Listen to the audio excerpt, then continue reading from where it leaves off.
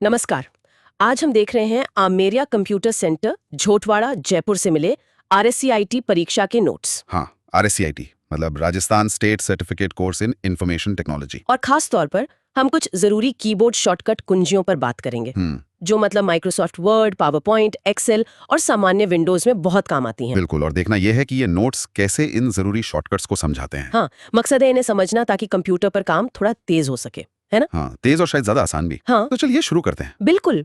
Shortcut कुंजियां सिर्फ समय नहीं बचाती, काम को ज्यादा सहज भी बनाती हैं।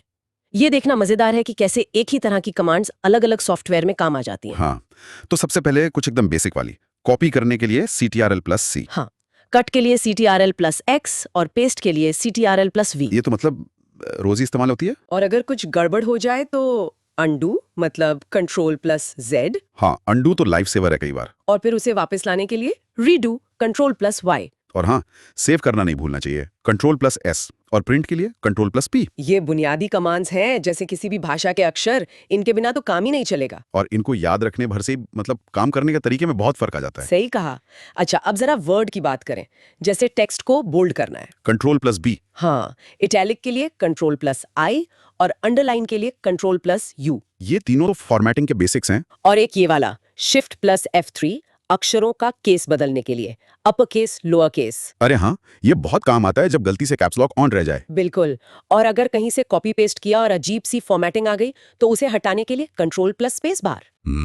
ये क्लीनअप के लिए बढ़िया है। इन नोट्स में फॉर्मेटिंग पर जोर दिया गया है। लगता है RSCIT के लिए डॉक्यूमेंट प्रेजेंटेशन जरूरी स्किल मानते हैं। लगता तो है। अच्छा, अब पावर पॉइंट पे आते हैं।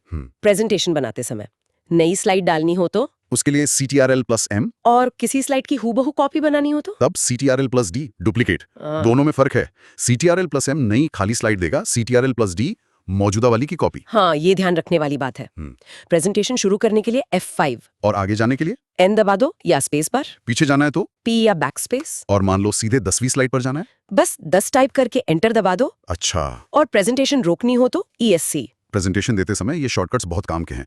माउस ढूंढने की जरूरत नहीं पड़ती, फ्लो बना रहता है। बिल्कुल। अब एक्सेल की तरफ चलते हैं, जब बहुत सारा डेटा होता है।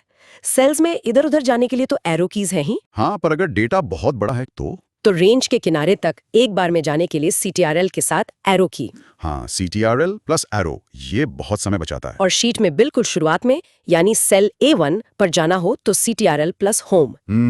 अगली वर्कशीट पर जाना है तो CTRL+Page डाउन और पिछली पर CTRL+Page अप। ये शीट्स के बीच घूमने के लिए। और नई वर्कशीट डालने के लिए Shift+F11। अच्छा, और ये भी काफी काम के हैं। पूरी रो छिपानी हो तो CTRL+9 और कॉलम के लिए CTRL+0। एक्सेल में तो नेविगेशन और ये छुपाने वाले शॉर्टकट बहुत जरूरी हो जाते हैं, खासकर जब बड़ी स्प्रेडशीट पर काम कर रहे हो। इन नोट्स में इनका होना दिखाता है कि डेटा मैनेजमेंट पर भी ध्यान है। सही बात है। और आखिर में कुछ ऐसे विंडोज शॉर्टकट जो हर जगह काम आ सकते हैं, जैसे कई सारी एप्स खुली हैं, उनके बीच स्विच करना है। ALT+Tab क्लासिक है ये तो। हाँ, और किसी भी खुली हुई विंडो या ऐप को बंद करना हो, ये Alt+F4 सावधान, ये सब कुछ बंद कर सकता है। हाँ, ध्यान से। और अगर कंप्यूटर धीमा लगे या कोई प्रोग्राम अटक जाए तो टास्क मैनेजर खोलने के लिए CTRL+Shift+ESC। ये सीधे टास्क मैनेजर खोलता है। और किसी फोल्डर में सब कुछ सिलेक्ट करना हो तो CTRL+A। Select all. और मेरा एक पसंदीदा, सारी विंडोज नीचे करके सीधे डेस्कटॉप देखना हो तो विंडोज लोगो की +D। हाँ, ये डेस्कटॉप साफ करने के लिए बढ़िया है। ये OS लेवल के शॉर्टकट्स हैं, मतलब किसी भी प्रोग्राम में हो ये काम करते हैं। मल्टीटास्किंग आसान हो जाती है इनसे। तो ये थे आमेरिया कंप्यूटर सेंटर के RSCIT नोट से कुछ खास कीबोर्ड शॉर्टकट्स। हैं तो छोटी छोटी चीजें, पर असर बहुत बड़ा डालती हैं। बात यह है कि अगर हम इनमें से कुछ मुख्य शॉर्टकट्स को अपनी आदत बना लें तो कंप्यूटर इस्तेमाल करने का हमारा तरीका ही बदल सकता है। हाँ, काम सिर्फ तेज नहीं होता। नहीं, बल्कि ज्यादा स्वाभाविक लगता है, कम थकावट होती है। बिल्कुल। तो यहाँ एक विचार छोड़ जाते हैं श्रोताओं के लिए सोचने को। इन अलग अलग शॉर्टकट्स के अलावा क्या हम शॉर्टकट्स के कुछ क्रम यानी सीक्वेंसेस बना सकते हैं?